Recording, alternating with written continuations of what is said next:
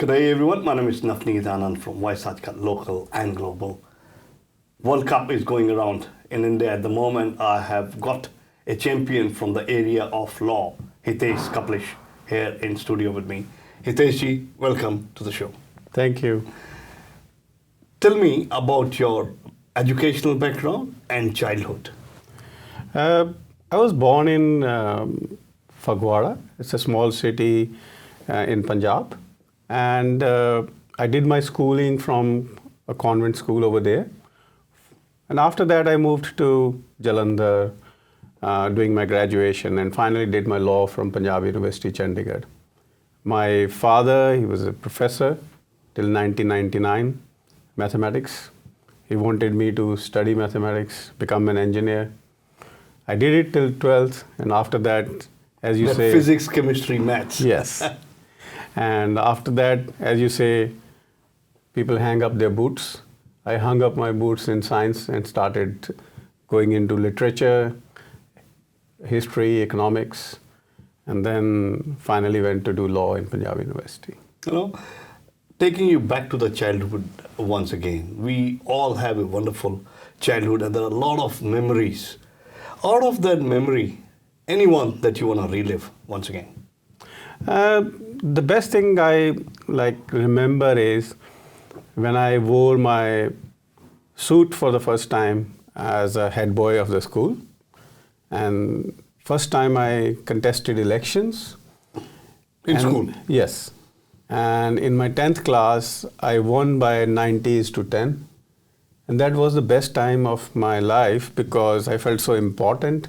So no opposition or a weak opposition? Yes. The opposing man is a good friend of mine. He's one of the leading orthopedists in India and still a good friend. But that time it was like the first taste of how to contest elections, how to campaign, and then going around, becoming a head boy. You are going to receive the chief guest who was a major general at the school function, and like leadership things. I really loved that part. Talking about your graduation in law, any particular reason to pick and choose law to be as your studies as well as making that as your career? In India, I was a lawyer by chance. And lawyer by chance? Yes. I was a civil services aspirant. Mm-hmm. And since my father was into teaching, I never wanted to do teaching. And I loved English literature. So I had gone to the university to get admissions. And my uncle, I went and lived with them. And he was like, Hitesh, tell me one thing. If you don't become a civil servant, what will you do? The plan B. Yes. I said, I haven't thought about it. He said, then you will have to start teaching English. I said, no way, I'm not going to teach English. He says, then what do you think? You speak well, you write well, and this is all a lawyer needs. Like you research well, and that struck me. And you will be surprised, in those times there was entrance test, and the only entrance test I gave was Punjab University, Chandigarh.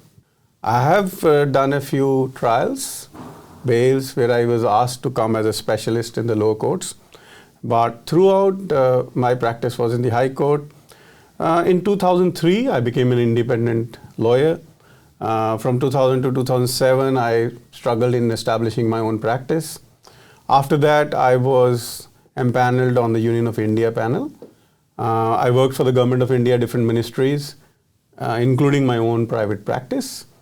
Since I was a first-timer in law, no family background, I did a lot of public interest litigations. So pretty much I worked in the civil field, had a few criminal cases, but specialized in public interest litigations and writ petitions. How come Australia? Having a wonderful professional life, I think your wife is a CPA, chartered accountant, 2 daughters going to a wonderful school, living in Chandigarh. What did you think about Australia? This is a question I was asked many times when I came to Australia. And this is a very appropriate question. I love the culture, being an Indian. I love everything about India. But when I saw my girls growing up, I thought I needed that lot of money to establish them. And then medical was again a question mark when we get old. Quality of life, air, water, food, that is all different. So I thought at 41, take the last plunge. I wanted to dive, and I always loved challenges. And I wasn't getting the same kick out of my practice as I used to get 10 years ago. And then I thought, let's go to another country. You will be surprised to know Australia was never on the list.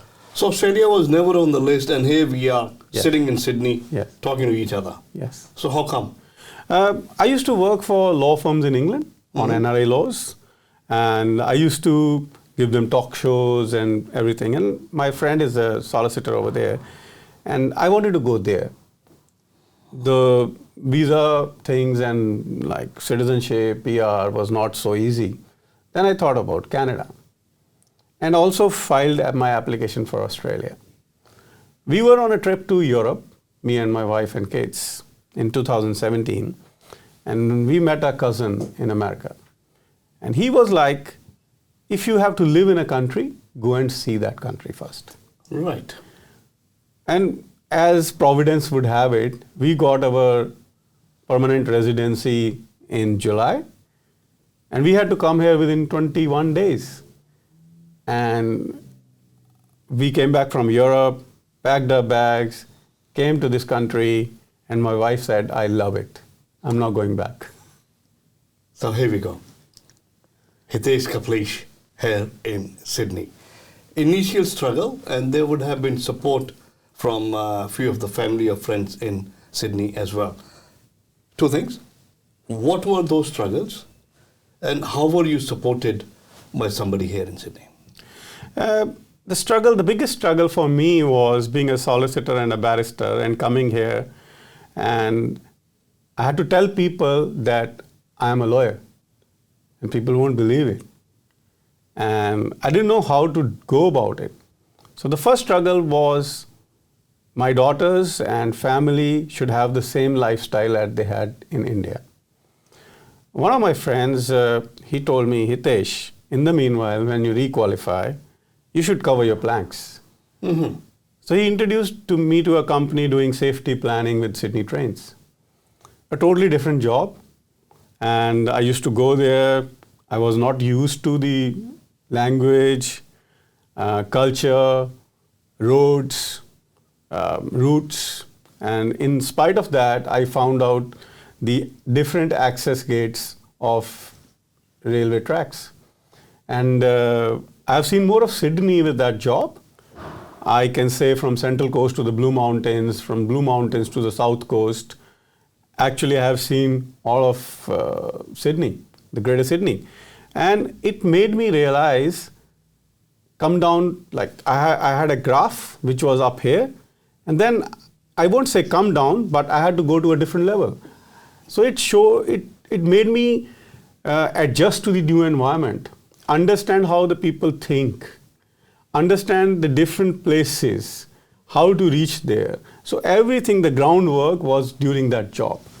And I started on working in nights and studying in day. I did my requals from University of Sydney, went to College of Law, appeared in English test. Yes.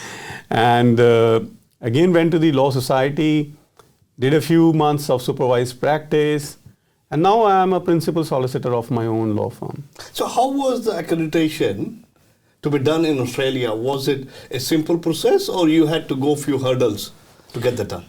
See, process I won't say simple, because thing is, you come as a lawyer, full-fledged lawyer, 17 years of practice, arguing with different difficult matters before different courts, Supreme Court of India, and then you come down here, somebody tells you you are not a lawyer. So virtually you have your lifeline, which was going on like this, stopped.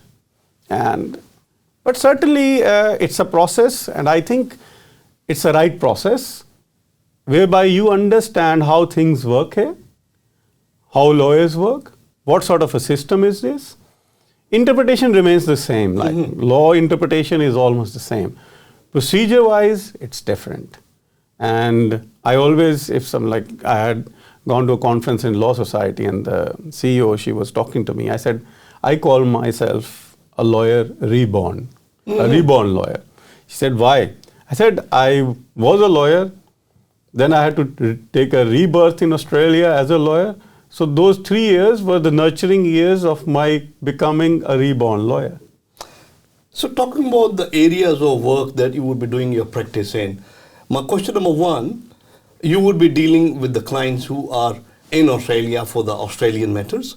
Second, you would be dealing with the clients who have been living in Australia but have the matters to be sorted out in India as well. So would you be taking part in both the courses? Yes, I'm dual qualified, and I want to be a bridge between the two countries. Somebody wants to establish their business in India. Somebody has different legal issues. I have got 17 years on my back. I can guide them how to go about it.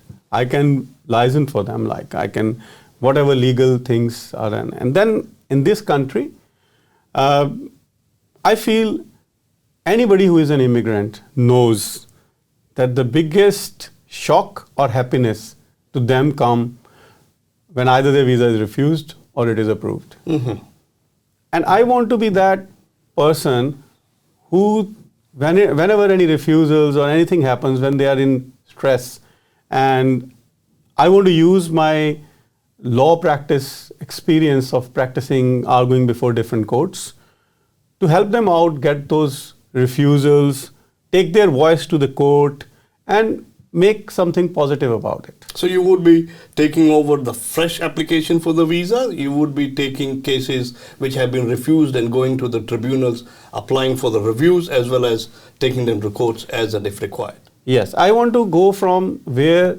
it is refused. Either they are going to AAT or Federal Circuit Court, judicial reviews. And I want to use my expertise of legal interpretation as well as finding the legal loopholes where they have happened because of the matter. The better word will be wherever miscarriage of justice has happened in the tribunal. There I want to step in and file their cases further.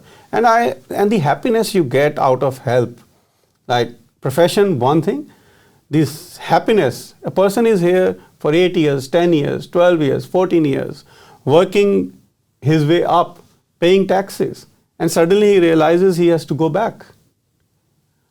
I want to have that satisfaction of giving them that peace of mind over there, taking his voice, finding favorable law for him, and wherever things have gone wrong to make those amends.